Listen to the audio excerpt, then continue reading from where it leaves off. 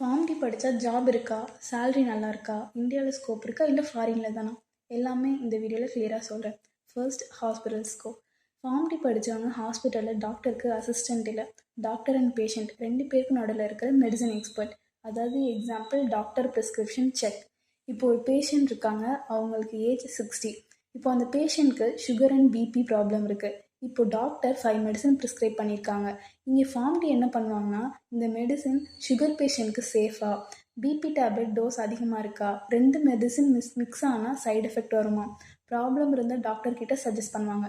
Sir இந்த dose கொஞ்சம் கம்மி பண்ணால் பெட்டராக இருக்கும்னு சஜஸ்ட் பண்ணுவாங்க. Next patient counselling. Patient discharge ஆனதும் டேப்லெட் எப்படி சாப்பிடணும், மார்னிங் நைட் எடுத்துக்கணுமா, பிஃபோர் ஃபுட்டா ஆஃப்டர் ஃபுட்டா, மிஸ் ஆனால் என்ன பண்ணணும், அவங்களுக்கு புரிகிற மாதிரி எக்ஸ்பிளைன் பண்ணணும். Next salary. இந்தியாவில் ஃப்ரெஷர்ஸ்க்கு 25,000லேருந்து 40,000 வரை சேலரி வரும். இதே எக்ஸ்பீரியன்ஸ்டான பர்சன்னா 60,000லேருந்து 1 lakh above வரை சேலரி வரும். Next foreign scope.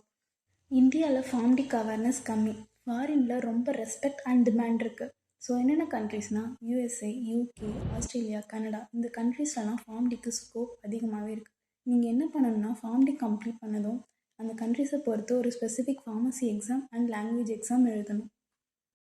அப்ராடில் என்ன ரூல்னா, clinical pharmacist, hospital pharmacist, drug safety specialist, அங்கே 3 lakh to 6 lakh per month வரையும் சேலரி வரும். Next clinical research and pharma companies. New medicine மார்க்கெட்டுக்கு வரதுக்கு முன்னே ஹியூமன்டே டெஸ்ட் பண்ணுவாங்க. ரோல் என்னென்னா, கிளினிக்கல் ரிசர்ச் அசோசியேட், ஃபார்மகோவிஜிலன்ஸ் அதாவது side effect record, drug safety officer, medical writer.